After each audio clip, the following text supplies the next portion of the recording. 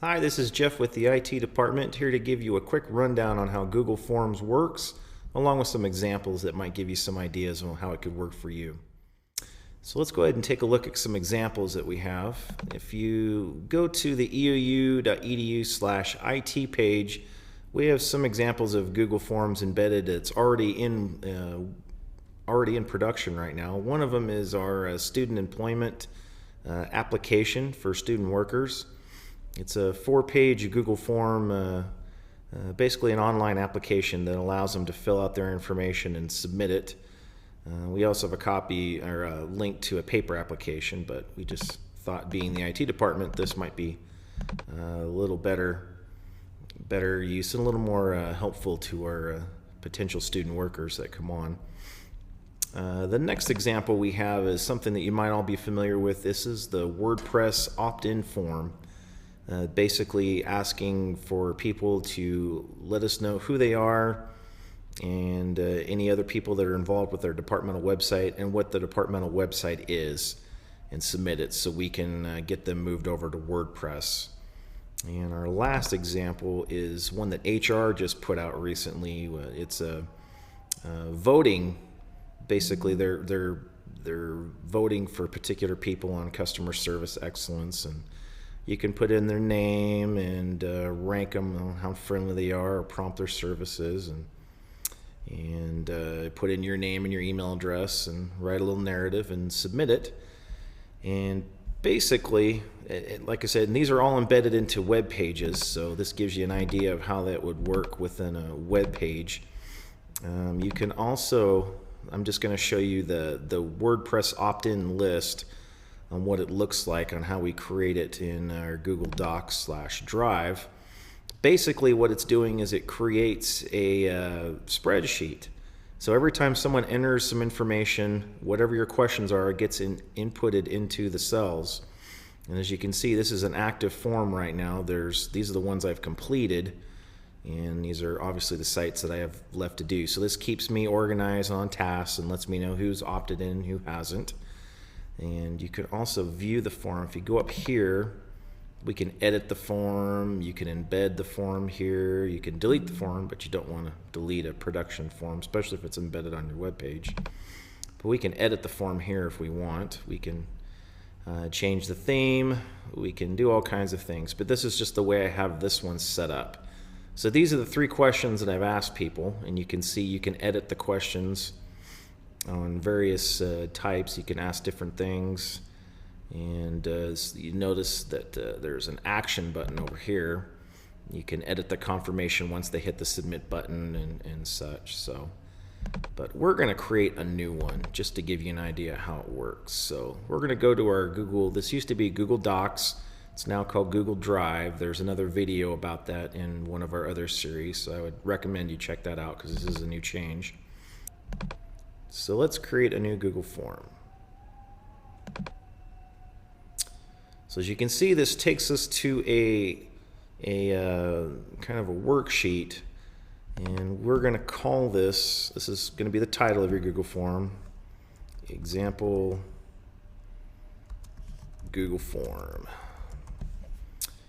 And here, you can include any text to kind of explain what you're doing. If you're doing a survey, if you're doing a voting tally, whatever you're doing. So blah blah blah, you get the idea. Now it gives you 2 sample questions to start with and edit. We're going to go ahead and edit these. So this is the edit button. You can duplicate. If you have kind of a bunch of similar questions, you can duplicate it to post down below, or if you don't want this question at all, you can trash it. So let's go ahead.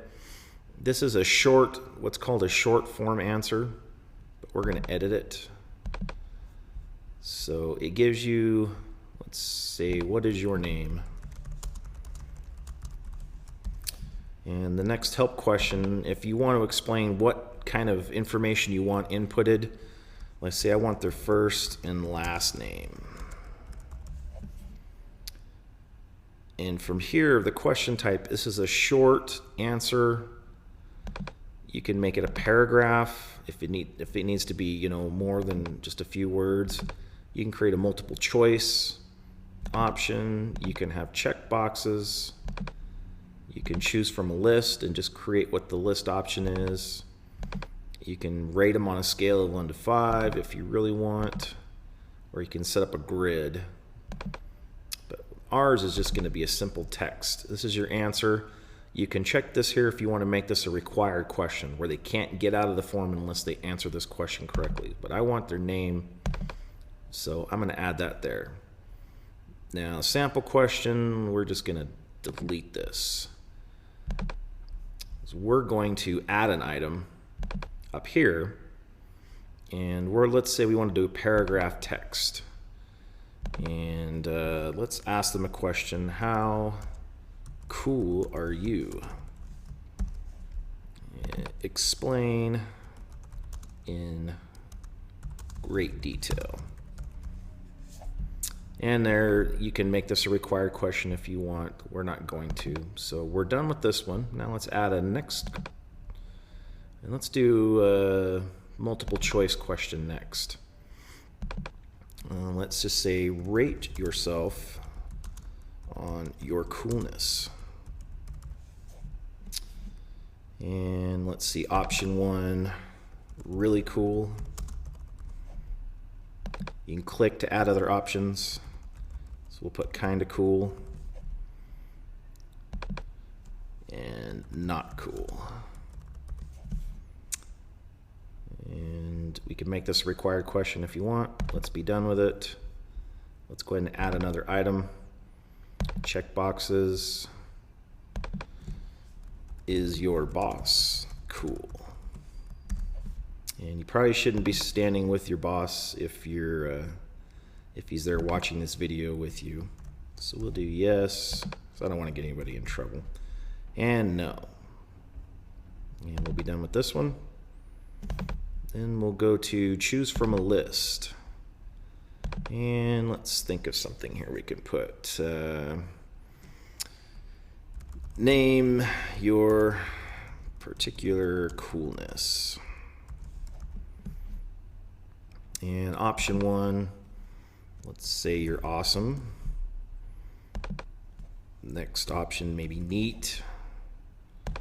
And the third option, so-so. And we're done. And you can, choose from a list. Anyway, you get the idea. So you can email this within an email. You can share it in Google+. We're not going to get into that. You've got more actions. You can embed this into a web page, which we will work on in another video. You need to go to the WordPress videos. The other action we want to do is edit our confirmation. So when they hit submit, it takes them to another page. And the generic one that pops up, you don't really have to edit it if you don't want, but your response has been recorded. I like to please close this and return to www.eou.edu/it.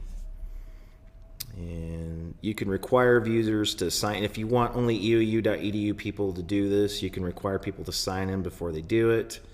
You can publish their responses, which I think we'll do here, just to kind of give you an idea. So we're going to save this. And this takes you to the spreadsheet. So you can see here there's a time, it adds a separate cell. It adds a timestamp on when the person completed the information, and it has all of your questions. So let's go ahead and go to the form. So we're going to go to the live form. And you can send people to this link too. You can email this link if you don't want to embed it into a Word or into a web page or whatever you want to do. So my name is Jeff Carmen. How cool am I?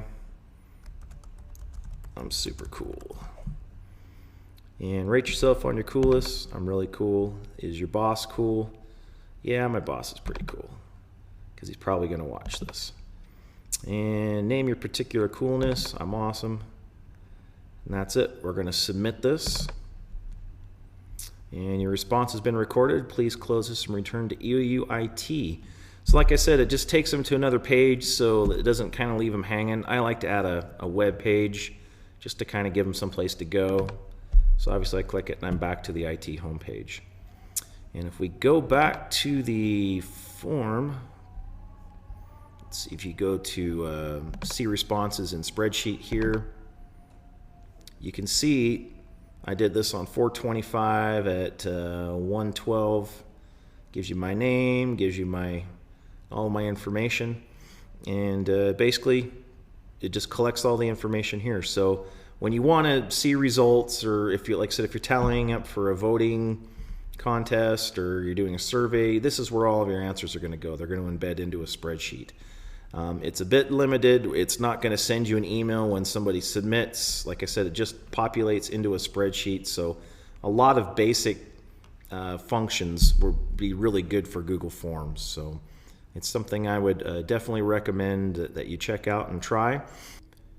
Another thing to note with this, you can share this with pretty much anybody in the world. Like I said, if it's going to be a public form, right now I'm the owner, I can change it to private.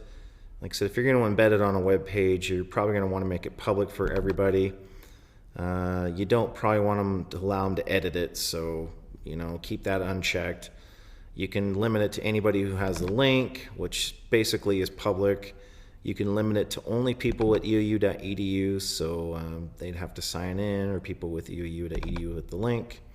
Or like I said, you can keep it private and just grant access. Let's say I want to add Brian Pearson,